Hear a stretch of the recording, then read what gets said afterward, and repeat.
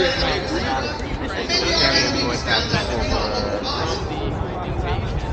are here today to say that we know what real enemy is. Our enemy is not in Russia. Our enemy is you, the corporate media. Our enemy is the empire that's small rights. It's looted our children. Or it's insane imperialist regime change forward. And then it's counted. They are the puppets of the Pentagon, a state within a state, and the weapons manufacturers who lavishly fund their think tanks, Project for the New American Century, Foreign Policy Initiative, American Enterprise Institute, Center for a New American Security, Institute for the Study of War, Atlantic Council, and Brookings Institute. Like some mutant strain of an antibiotic-resistant bacteria, they cannot be vanquished. It does not matter how wrong they are, how absurd their theories of global dominance, or how many times they lie or denigrate other cultures and societies as uncivilized, or how many they condemn to death.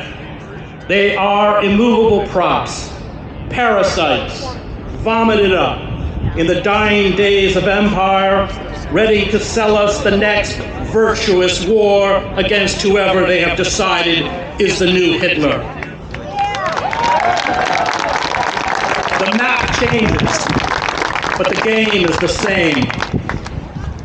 Pity our prophets, those who wander the desolate landscape crying out in the darkness. Pity Julian Assange, undergoing a slow-motion execution in a high-security prison in London. He committed the empire's fatal sin. He exposed its crimes, its machinery of death, its moral depravity. A society that prohibits the capacity to speak in truth extinguishes the capacity to live in justice.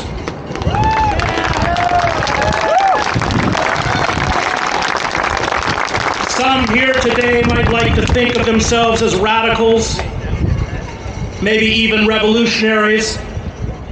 But what we are demanding on the political spectrum is in fact conservative. It is the restoration of the rule of law. It is simple and basic. It should not, in a functioning republic, be incendiary. But living in truth, in a despotic system, one the political philosopher Sheldon Wolin called inverted totalitarianism, is an act of subversion. The architects of imperialism, the masters of war, the corporate-controlled legislative, judicial, and executive branches of government, and their obsequious mouthpieces in the media and academia are illegitimate. Say this simple truth and you are banished, as many of us have been, to the margins. Prove this truth, as Julian did, and you are crucified.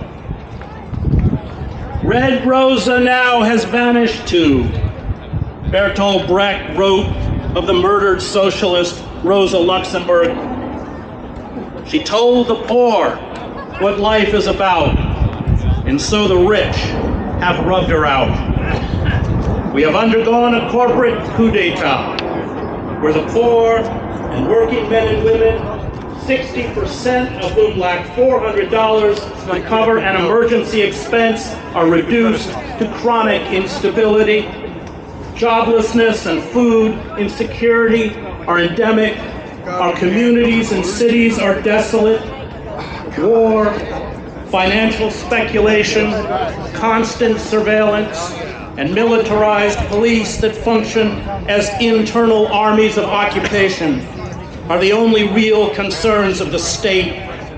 Even habeas corpus no longer exists. We as citizens are commodities to corporate systems of power, used and discarded, and the endless wars we fight overseas have spawn the wars we fight at home. As the students I teach in the New Jersey prison system are acutely aware, all empires die in the same act of self-immolation. The tyranny that the Athenian Empire imposed on others, Thucydides noted in his history of the Peloponnesian War, it finally imposed on itself.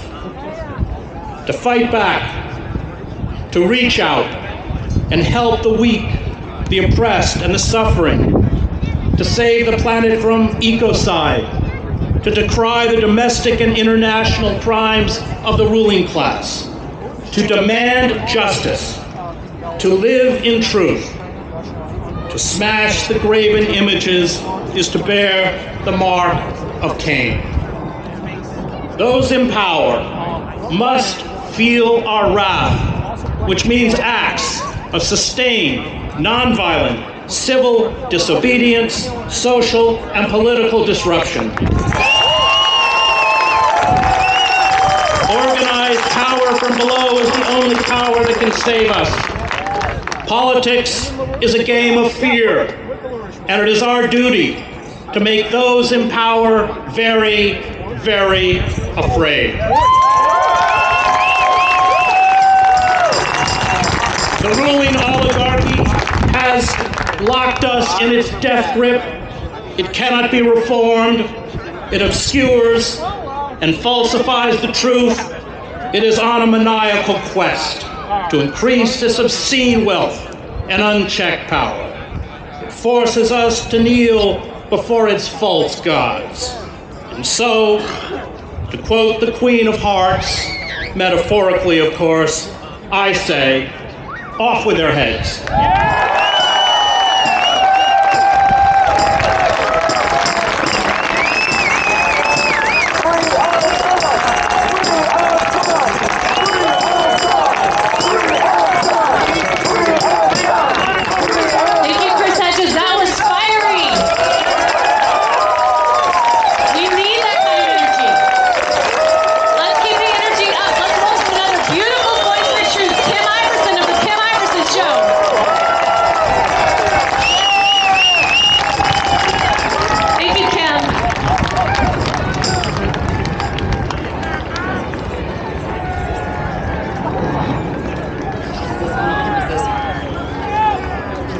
We are here, loud and clear, with a message for the criminals running Washington.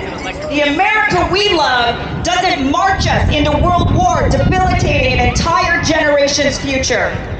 The America we love doesn't throw money endlessly at the military-industrial complex while neglecting its citizens' needs.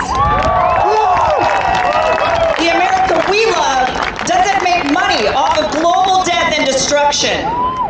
The America we love doesn't jail publishers and journalists who expose government crimes, abuse, and overreach.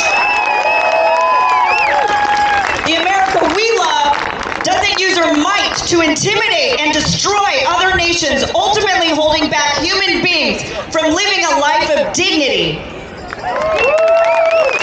The America we love doesn't put war profits over people. The America we love doesn't hinder peace talks and doesn't vow to fight to the last human being. Do you hear us, Washington? You are not running us into the America we love. You're destroying us. Hear us loud and clear. No more war. No more war. No more war. No more war. No more war. No NATO. No war. No NATO. No war. No NATO. No war. Free Julian Assange. Free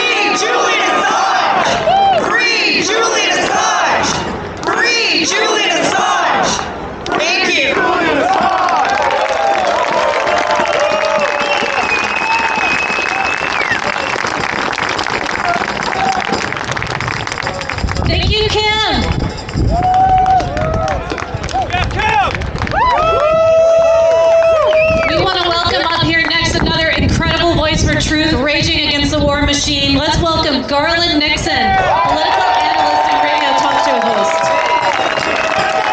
Thank you for being here. Thank you, thank you. Now that we've got all of the smart people out of the way, it's my turn. Hello to Ray Epps. I think I see him right over there. Ray, nice to see you. I want to start by saying this. You know, I've been interviewed a bunch of times today, and I kept getting asked the same question. Why are you here? What are you doing here? Why? What's the reason? My reason is this. I think it's time to tell these pipeline blowing up, mylar balloon shooting down bastards that we've had enough. I don't think it's complicated. You know, I think it's time to say, look, you have every reason in the world for us to fight amongst ourselves so we can't see what you're doing. A perfect example, I'm a lefty. No doubt, no shame in my game, I'm way over there to the left. But,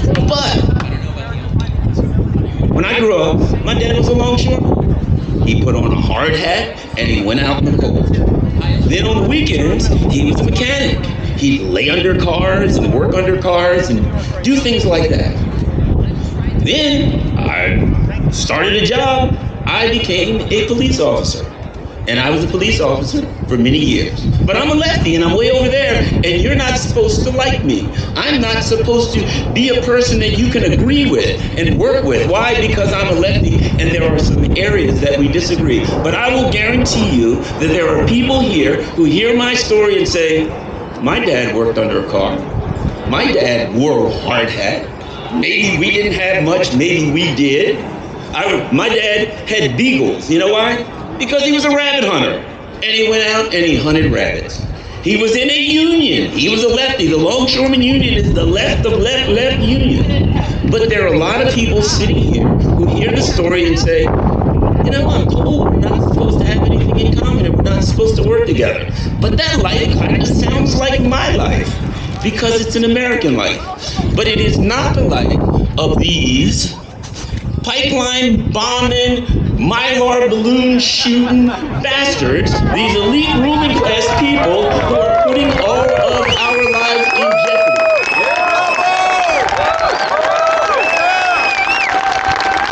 We are the ones who have more in common with each other than we do with them.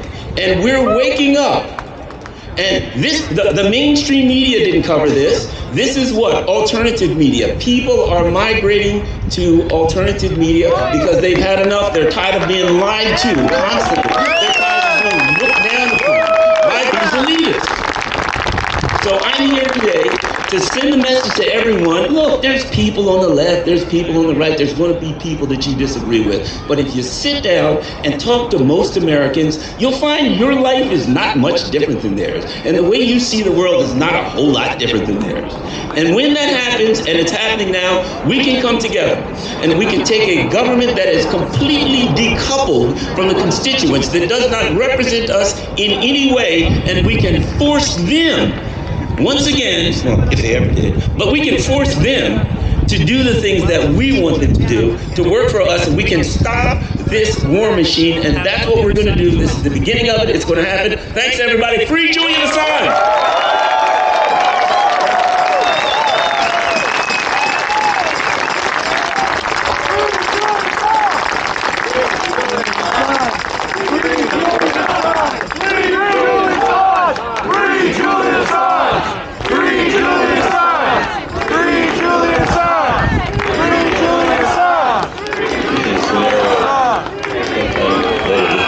In Ukraine, being and war between Russia and the United States begins. Retaliation for a U.S. cruise missile strike against Russian forces, Russia fires a missile and sinks a U.S. guided missile cruiser and creates ice age weather conditions around the Earth. The temperatures fall below freezing every day for the next 3 years. Ice age weather prevents food crops from being grown for 10 years. Most humans and other land animals will starve to death. This is a mass extinction event. It is this criminal policy of nuclear bankruptcy which contains the danger of the annihilation of the entire human species in a global nuclear war. and following nuclear winter, which is what automatically makes every individual on Earth a world citizen who has to take the responsibility for the outcome of this present conjuncture of human history. We therefore want to catalyze an international movement of world citizens who are committed to propose a new international security and development architecture which will take into account the interests of every single country on the planet. This concept, to consider the interests of every country, was the principle of the Peace of Westphalia, which laid the basis for peace after 150 years of religious war in Europe, and represented the beginning of international law and laid the foundation for the UN Charter, which we need to uphold and reassert.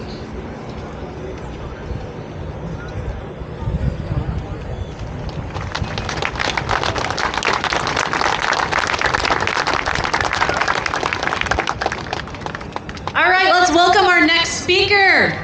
We have got a 13-year veteran of the global war on terror with us today. Yikes. And do we have any other veterans in the audience?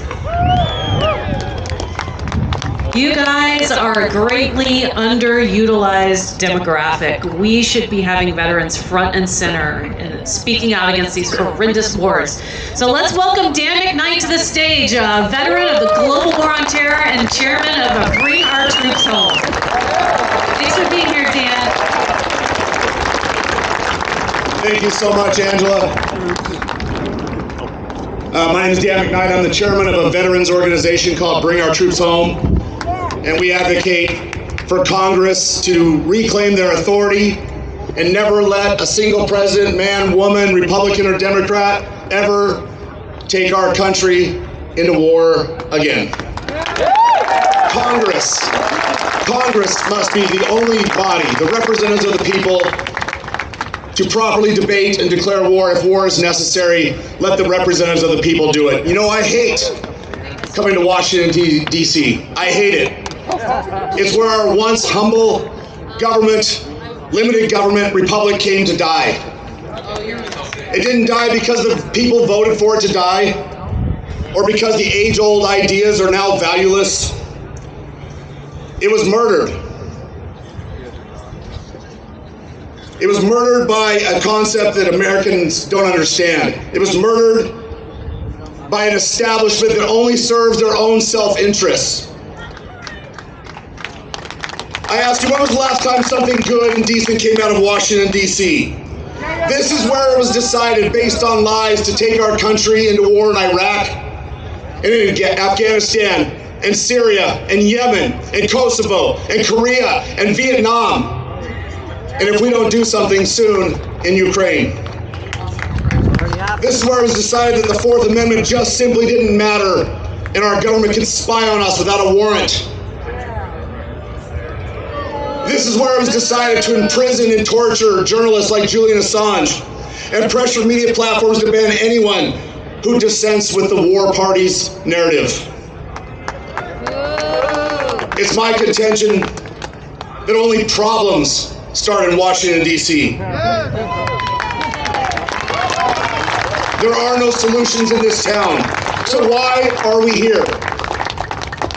Why are we here? We're here because they don't listen. We're here to let our voices be heard. I was honored to be invited to speak at this event, and I'm astonished by the amount of logistics, the people that are here, and all the support, the lineup of speakers, and I'm blessed to share the stage with each and every one of them.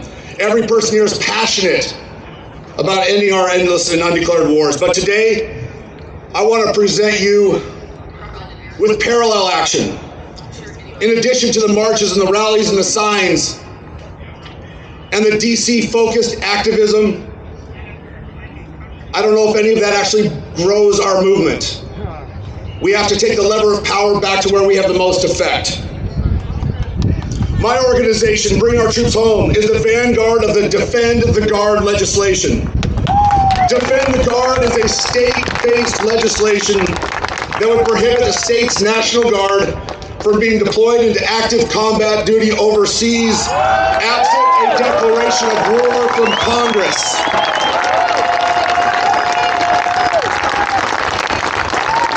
By the way, that declaration of war from Congress is required under the Constitution in Article 1, Section 8. It's not talked about enough, but the National Guard is the backbone of the active duty military fighting force, and it makes up 45% of all of the boots on the ground that have fought in the global war on terror. Without the Guard's manpower, the Washington, D.C. imperial ambitions would become impossible. If we had to defend the Guard in just a few states 20 years ago, the Iraq invasion would have never happened, no matter how much George Bush and Dick Cheney wanted it. This past Wednesday, our Defend the Guard legislation passed a Senate committee vote in Arizona. A majority of the legislators on that committee, including the chairman and the Senate Majority Leader himself, and our bill sponsor, a retired Lieutenant Colonel Senator who served in the United States Air Force, voted in favor of the bill. This is not a feel-good legislation. It's not to pat ourselves on the back. It's an actionable bill that means something, that takes some teeth away from the military-industrial complex and the establishment warmongers. And when it passes, it'll be the first domino in the collapse of this globalist experiment. My organization, Bring Our Troops Home, has already gotten this bill introduced in, let me check my numbers here, in 16 states so far this year. We've already had 5 hearings. We have bill sponsors in over 40 states. My organization, Bring Our Troops Home, has seen the minds changed in Phoenix, Arizona, Charleston, West Virginia, Concord, New Hampshire, more so than we ever have on Capitol Hill. And this is the geographical point on the planet where the largest military empire in the history of the world is the strongest. So why do we waste our effort trying to crack the toughest nut? Who else thinks it's time to abandon this pantomime of influence and begin fomenting some sort of rebellion in the provinces and in the states? Here is a real action item. Everybody here, please take out your phones. Go to defendtheguard.us, sign our petition. The signatures that we gather will be used to influence change in the legislatures across the country at the state level. Enlist in our movement. Let's permanently break the back of the DC war party and restore the United States Constitution and bring our troops home from their endless and undeclared adventures around the world. The revolution isn't going to happen in DC. It's not going to happen on K Street. It's going to happen in Phoenix, and Missoula, and Bismarck, and Boise, and Tallahassee. It's going to happen in the state capitals all across the country. I hope that you will join us and effect change in a much more hospitable soil than what we see right here in the swamp of Washington, D.C. Thank you very much.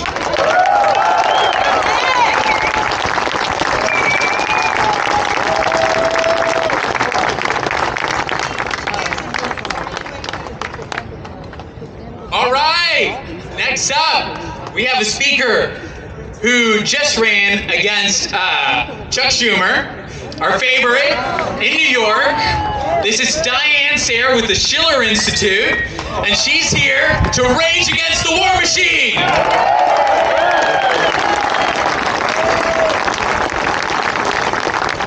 Good afternoon. I want to especially thank Nick and Angela for pulling all of us together. And I am pleased that we have smoked out hundreds of FBI agents and thousands of NAFO trolls just by sticking together to oppose our nation from plunging us into the abyss of thermonuclear war. We are here because there seems to be no bottom, no boundary to the depravity of our own government. They would never do that. Has been violated repeatedly to the point that we can be almost certain that if we, the people, don't step in, we are headed over the cliff to nuclear annihilation. We are here because we've been living a lie. You all right, mister? As Sir, poor okay? Lady Macbeth discovered, once you commit one crime, tell one lie, it multiplies until you reach your end. Unless you choose not to be tragic. We are here because we choose not to be tragic. Oh, God. For us, we don't work for them.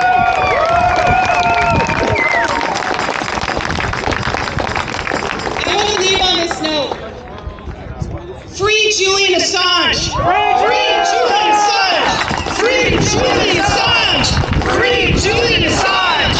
Free Julian Assange! Thank you.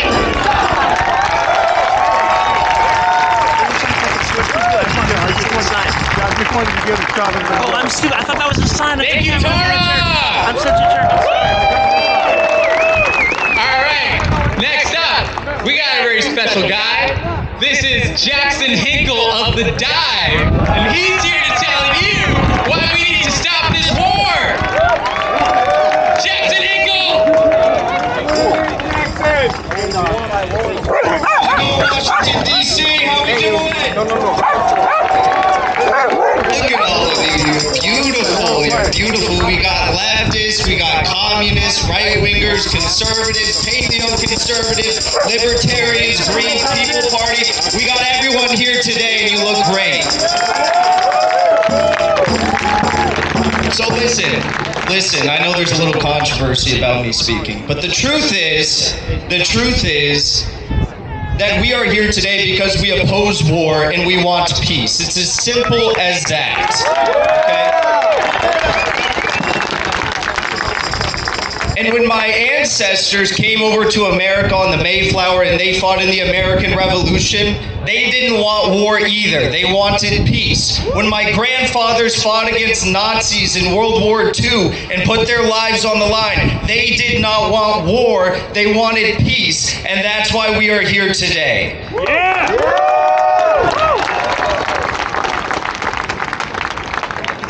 And war is not easy to talk about. Most of us have never experienced it. Some of us try to forget it. Some of us try to never even think about it because of how damning it is. And I don't blame most of you, but everyone here today thinks about it, understands how evil it is, and understands that the hell it truly raises. And if I can for a moment, I'd like to share a little bit of that hell with all of you right now, because in Ukraine, 16 and 17-year-old boys, not men, but boys, are being rounded up by the 100 and sent to the front in Bakhmut. And you know what happens when they get there? They get sent into trenches and they're told, you have 4 hours to live once you get sent out there. That's the average life expectancy of a Ukrainian soldier on the front in Bakhmut, 4 hours. And the blood of those young men, the blood of every Russian, the blood of those in Ukraine, in the Donbass, in Donetsk, Lugansk, Mariupol, the blood of those in Zaporozhye and Kherson and Kharkov, all across the region of fighting is on the hands of those in the United States Congress right now.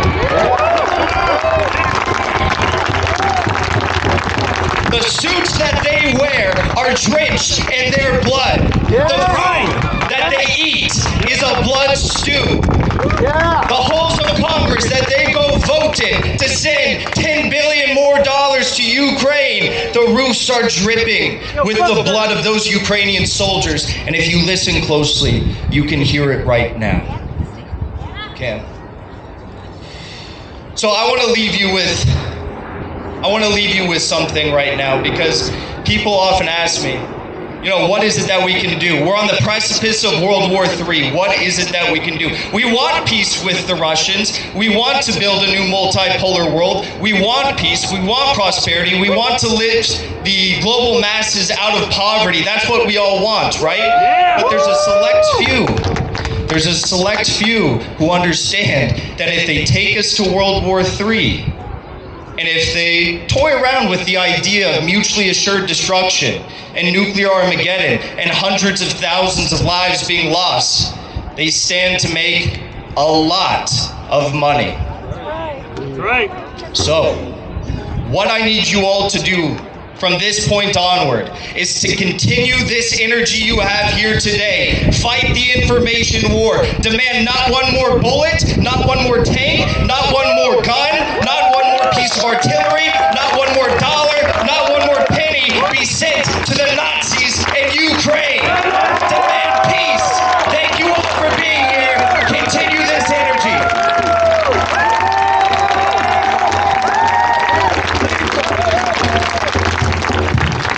Congress taking quick action, approving a $13 billion deal to help Ukraine. School districts across our area tell us they're seeing significant increases in children that are homeless. I'm announcing another $800 million to further augment Ukraine. A revealing look at homelessness among the middle class. The U.S. have announced new military assistance for Ukraine. They promised an extra $713 million.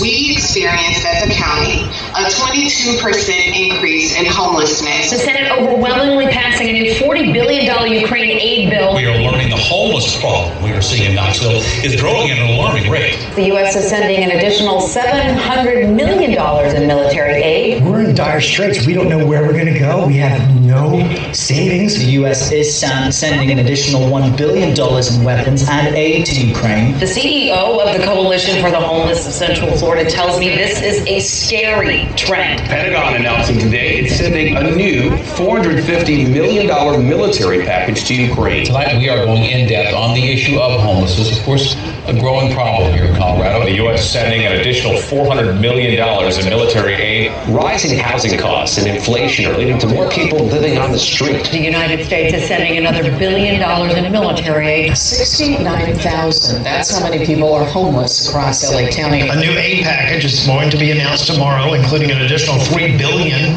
to train and equip Ukrainian forces. Sacramento's homeless population had a jump of 67%. The White House now asking Congress for more than $13 billion in additional military aid. More than 2,500 students within the district don't have a place to call home.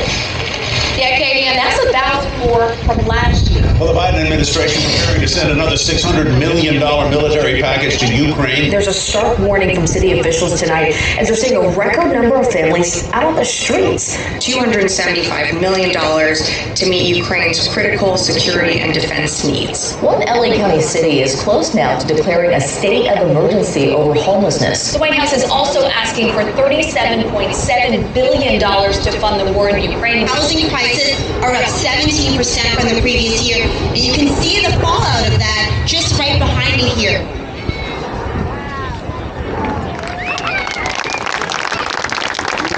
The Biden administration is terrible. Republicans and Democrats have absolutely failed us, especially when it comes to this war. I think the United States really needs to start looking at different options. And on that note, I would love to introduce 2016 Green Party presidential candidate Jill Stein. Thank you so much for being here. Third party in spirit. All right, wow, you are beautiful. It is so wonderful to be here today, to see us all across the political spectrum. And I just want to say, in my experience, it's not so much a matter of right or left. It's really a question of the few elites at the top versus all the rest of us. And that's what they are afraid of. So we're here today not just to rage against the war machine, we're here to dismantle the war machine because it is hurting us all No one more than the people of Ukraine, who are the cannon fodder in this superpower proxy war. We need a movement to overcome the powerful special interests behind the war machine, the war profiteers, the fossil fuel barons, the health insurance barons who are profiting from the carnage. And in the interests of building that movement, I want to clarify today some of the forbidden truths that we are not supposed to talk about. These are the empowering truths the war machine does not want us to know. This is especially for the benefit of the people who are just waking up to realize that we are all in the crosshairs of this crisis. Martin Luther King spoke the first forbidden truth nearly 60 years ago, that the U.S. war machine is the greatest purveyor of violence in the world today. And it is much bigger now, and it's impoverishing and endangering us all. It squanders 2/3 of our discretionary budget. It puts at grave risk virtually every dimension of our security: nuclear, economic, food, climate, energy, everything. Left to its own devices, the war machine, with its proxy NATO, will destroy life on the planet. It is in the process of doing that right now. The dimensions of the war machine, you may know, are quite totally off the charts. The U.S. has some 800 foreign bases, while Russia has about 30. Our so-called war on terror continues in a mind-boggling 85 countries. Do we hear about that? Not one bit. Our wars are going on in 85 countries. Our $840 billion, and that, by the way, is from the Cost of War project at the Boston University, not exactly a hotbed of radicalism. These are the basic truths that we are not supposed to know. Our $840 billion military budget is equivalent to the next 9 military budgets combined, and the $100 billion we are spending to support war in Ukraine, that alone is greater than the entire annual Russian military budget. We've conducted over 250 military interventions in the past 20 years alone and killed a staggering 6 million people in just a portion of the so-called U.S. war on terror. This murderous military spending consumes resources desperately needed here at home by 70,000 people who die each year for lack of health insurance, for 500,000 homeless people on any given night out on the streets, for 33 million mired in student debt, 100 million in medical debt, 22 million impoverished children, and on and on.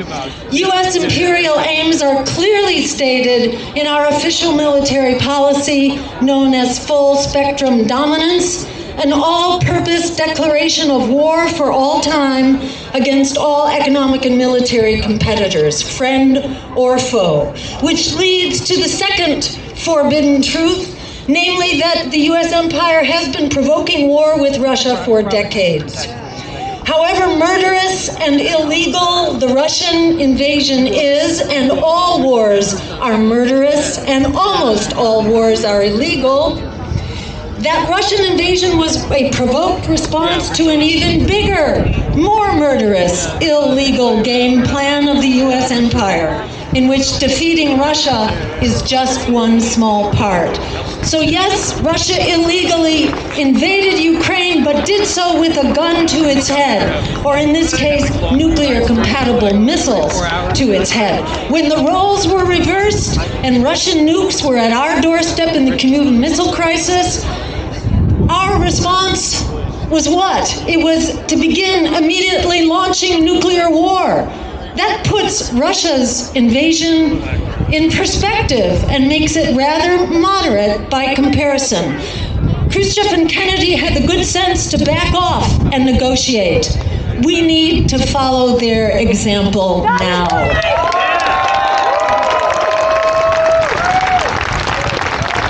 Instead of engaging peace overtures, the U.S. has been throwing billions in weapons and economic aid to keep this war alive, even blowing up the Nord Stream pipeline, it appears, to prevent Germany from backing out in the face of economic disaster. If the U.S. wasn't afraid of finding out, of confirming that we were the ones behind the Nord Stream disaster, we would be investigating, not celebrating, which is what we are doing. So I just want to add, the nuclear threat produced by all of this is an emergency of the highest order.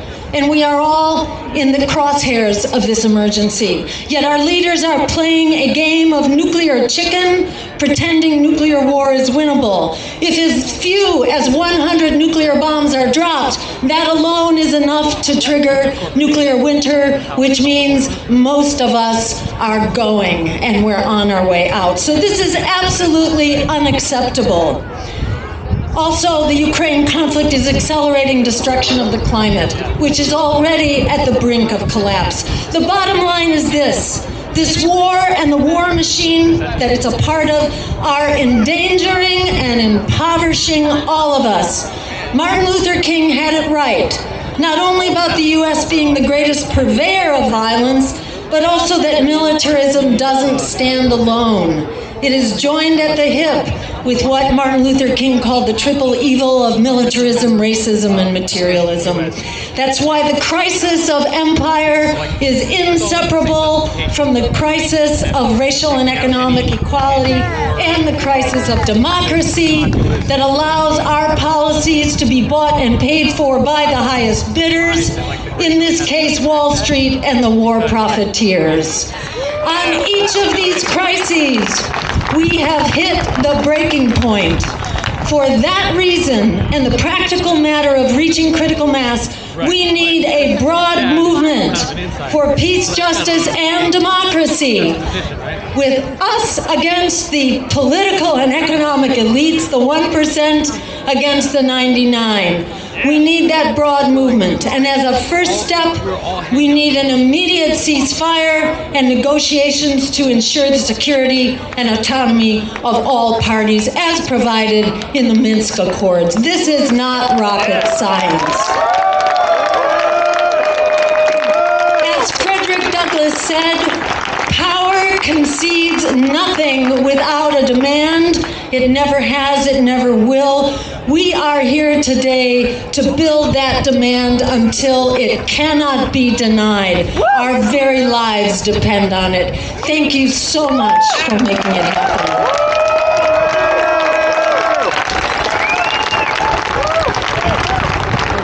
Thank you, Jill.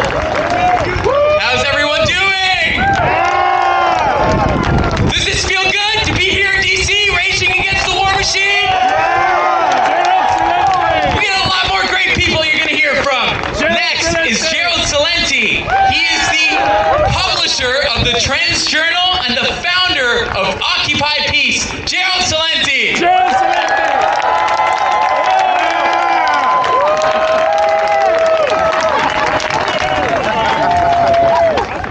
I don't know if it was Jesus, Muhammad, or Buddha, but one of them said, you better boogie before the lights go out because tomorrow is iffy. And boy, is it iffy. Rage against the war machine. Rage, I looked up what it means, to show that you are very angry about something or someone. He raged against the injustice of all. And that's what it is, anger. I am angry. And he who is not angry when there is just cause for anger is immoral. Why? Because anger looks to the good of justice. And if you can live amid injustice without anger, you are immoral as well as unjust. St. Thomas Aquinas. Joe Biden, that guy, you know, he says he's a practicing Catholic. I don't know what Prince of Peace he looks up to, man. But hey, how about what St. Thomas Aquinas says? Now there's a guy that loved every war, and he's a few years older than me and was a draft dodger in Vietnam. All of these little tough guys with a pair of cojones smaller than a mothball that love to send people to go die. How about Bill Clinton? Every time he got caught with his pants down, it's bombs away over Baghdad. How about the Nobel Peace of Crap Prize winner, Barack Obama? I want that guy Assad out of there. No, you have to say it properly, Sonenti. You said it like you're an Italian. Assad has to go. Gaddafi has to go. We have to murder all of these people all over the world, and I'm going to bring the troop surge in, and I'll win a Nobel Peace Prize. But you have to do it properly. You have to keep saying folks, folks, folks, and that's all he did was focus.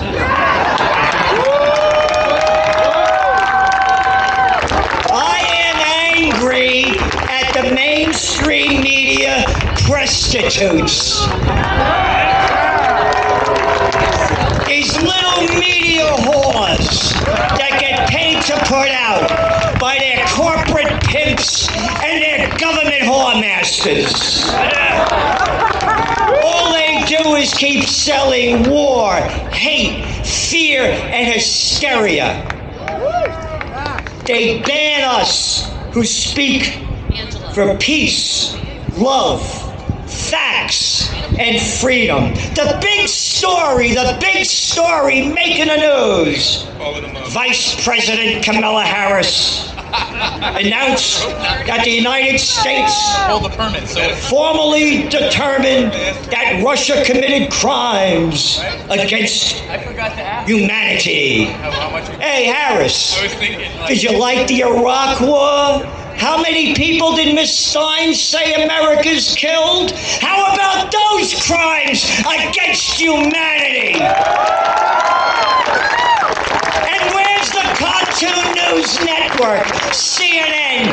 Oh, showing everything the crap spewing out of Kamala's mouth, but never showed every day of Americans being slaughtering people all over Iraq. They never show the Americans' 20-year war in Afghanistan, slaughtering people every day. But every day they have the Ukraine war.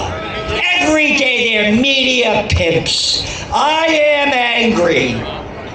Yep, because anger looks toward the good of justice, and the Congressional Crime Syndicate running and ruining America by their constant warmongering deeds is immoral. They call where we are Washington. Guess what? Washington must be turning in his grave. That's right! To see the little freaks that they call Congress, that they call Washington. This is President Washington, a guy that crossed the Delaware, that really fought, not like you little guys playing president, not like you little boys and girls playing Congress. Can you imagine Mitch McConnell fighting, little Lindsey Graham fighting, little Adam Schiff fighting? George Washington warns us, his farewell address, no foreign entanglements. Quote, it is our true policy to steer clear of permanent alliances with any portion of the foreign world. The nation which indulges towards another's habitual hatred or habitual fondness is in some degree a slave. Ladies and gentlemen, welcome to Slavelandia. Because that's what they've done to us.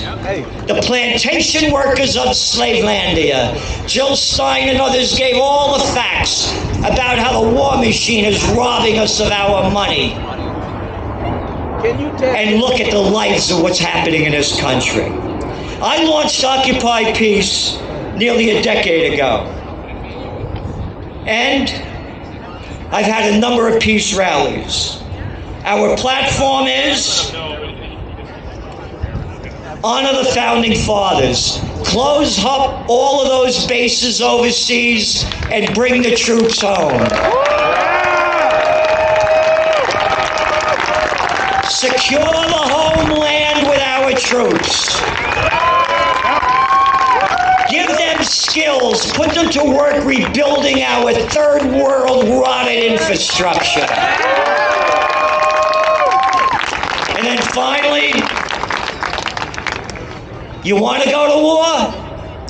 Let the people vote. Let the people vote. Let the people vote. Let the people vote. Let the people vote. Let the people vote. Not these little clowns, these little gutless boys and girls that love to get us killed as they keep taking money in their pockets from the defense industry. Morons and imbeciles call it campaign contributions. Adults call it bribes and payoffs. Thank you all for being here. Thank you for what you're doing. United we stand, divided we die. And thank you all for putting this on. Thank you.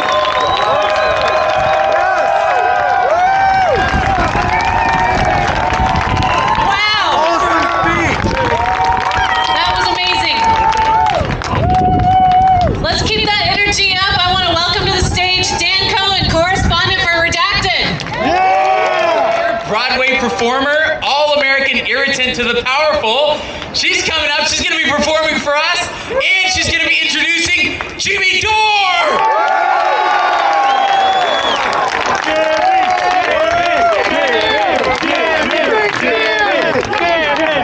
Come on, all of you big strong men. Uncle Sam needs your help again. He got himself in a terrible jam years ago in Afghanistan. So put down your books and pick up a gun. We're gonna have a whole lot of fun. And it's 1, 2, 3. What are we fighting for? Don't ask me, I don't give a damn. Next stop is in Iran. And it's 5, 6, 7. Open up the pearly gates. Well, there ain't no time to wonder why. Whoopee, we're all gonna die. Come on, generals, let's move fast. Your big chance has come at last. Gotta go get those towel heads. The only good Arab is the one that's dead. And you know that peace can only be won when we blow 'em all the kingdom come. And it's 1, 2, 3. What are we fighting for? Don't ask me, I don't give a damn. Next stop is in Iran. And it's 5, 6, 7. Open up the pearly gates. Well, there ain't no time to wonder why. Whoopee, we're all gonna die. Come on, Wall Street, get off your ass. You know war can be a gas. Lots of good money to be made. Supplying the army with tools of trade. Just make sure when you drop the bomb, you bomb Iran. And it's 1, 2, 3. What are we fighting for? Don't ask me, I don't give a damn. Next stop is in Iran. And it's 5, 6, 7. Open up the pearly gates. Well, there ain't no time to wonder why. Whoopee, we're all gonna die. Come on, mothers, let's go attack. Pack your kids off to Iraq. Come on, fathers, don't hesitate. Send your sons off before it's too late. Be the first one on your block to have your boy come home in a box. And it's 1, 2, 3. What are we fighting for? Don't ask me, I don't give a damn. The next stop is in Iran. And it's 5, 6, 7. Open up the pearly gates. Well, there ain't no time to wonder why. Whoopee, we're all gonna die. Woo! Ladies and gentlemen, please welcome your friend and mine, for now, Jimmy Dore.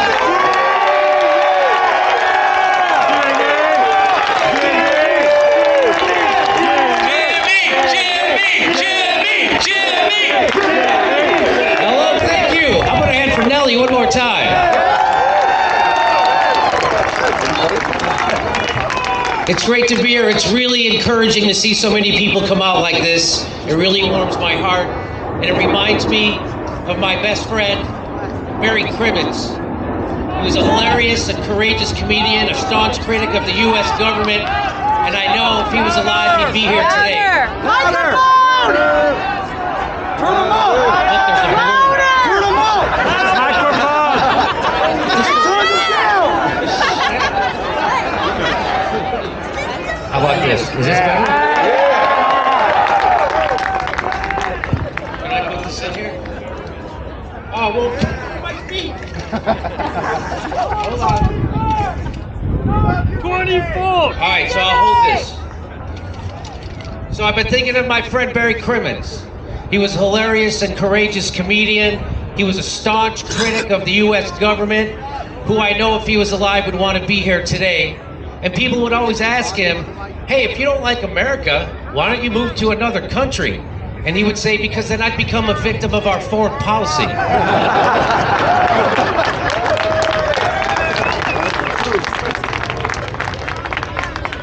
It's not what people can't hear it back. Why is this? It's too low. It was just really loud. They're scared! They got low. Can we make it louder? No. Saboteur in there. Can we make it louder? Where's the guy? Is it over here? Can you make it louder? Can you make it louder? No, you can't make it louder. Oh, there you go. There you go. Holy shit, that wasn't hard, huh? What the fuck? All right, I'm not going to start over, but I should.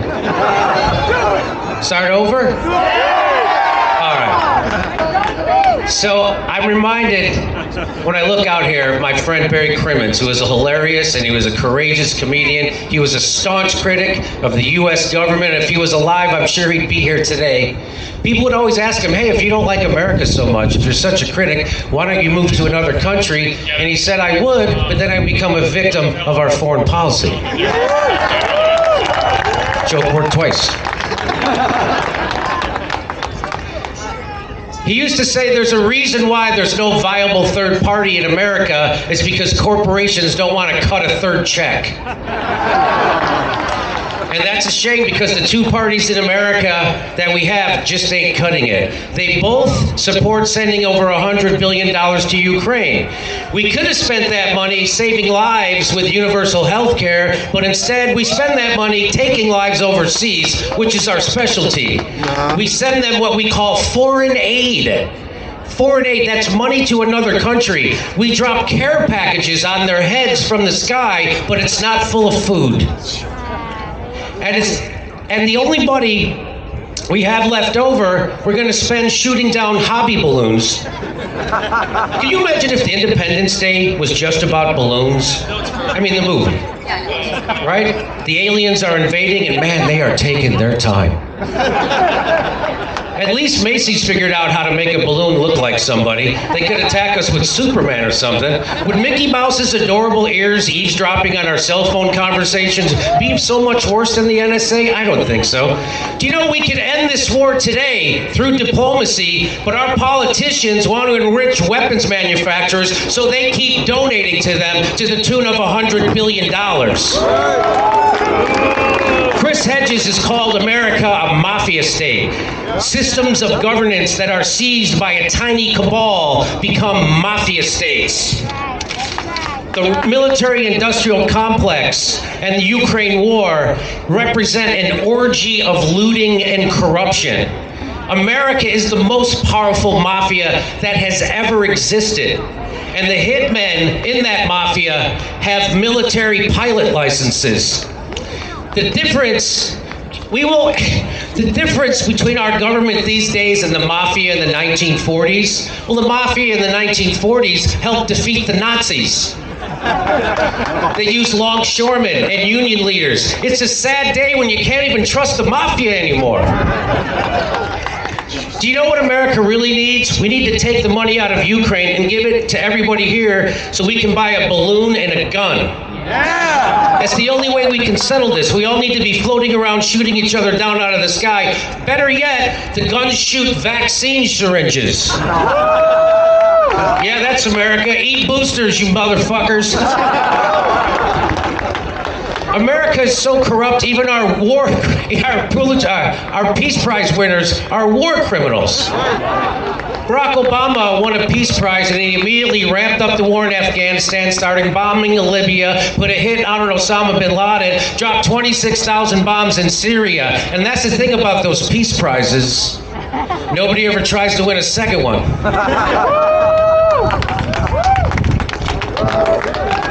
I have a list of things we could have bought with that $100 billion instead of sending it to Ukraine for killing people. Instead of sending money to Ukraine, we could get President Biden a dog that knows where to lead him when a press conference is over.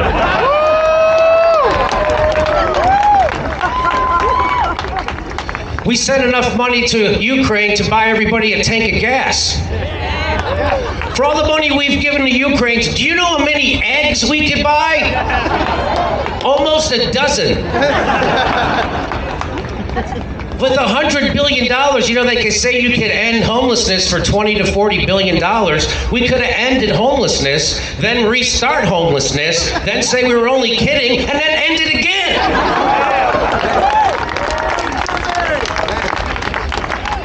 We can't end homelessness in America. We can't even fix the bridges that the homeless people live under. That's how corrupt we are. Every American for $100 billion could have had a home. But it's way more important that we make sure nobody in Ukraine has a home, because now it's going to be turned into a crater.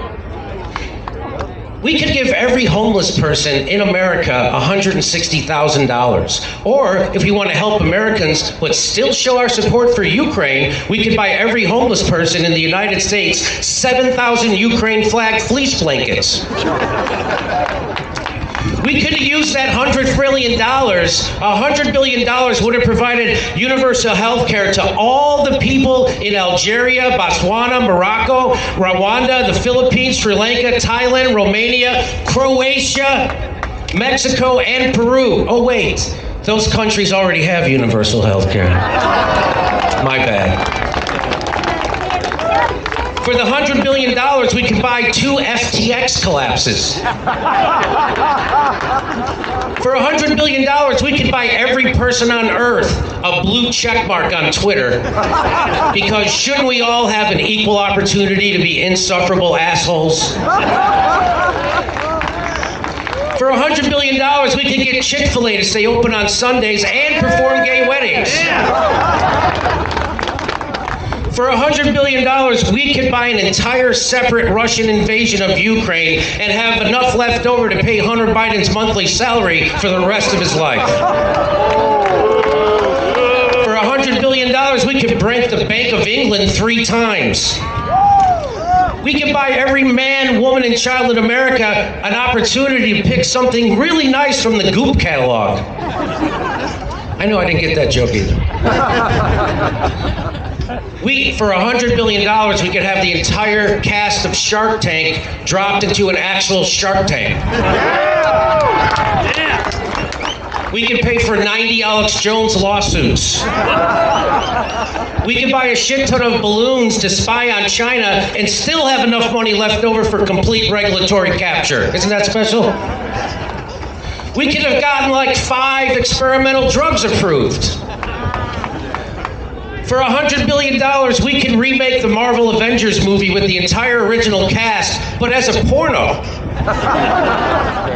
We could do that 90 times over. We could have spent that money on transportation, high-speed rail, but it was more important to fund the people who duct tape somebody to a lamppost with their pants pulled down. We could cure cancer, but Big Pharma wouldn't be happy with that because they prefer sick people instead of healthy ones.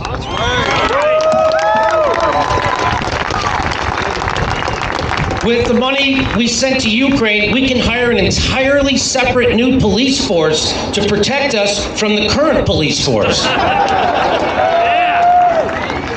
We could have funded everyone having free college instead of buying a Mount Kilimanjaro's worth of blow for Zelensky. Why are we sending that money to Nazis in Ukraine when we could be funding Nazis here in America struggling to buy eggs? Isn't that just like our government to neglect all the Nazis we have here in America? This is really a fight over nuclear war. Just across the road, there's a statue of Albert Einstein, and man, he looks depressed. He once said, if I could do it all over again, I'd be a plumber. You know why he said that? I thought it was because his toilet was always backed up. And it was because the military-industrial complex used his science to kill people.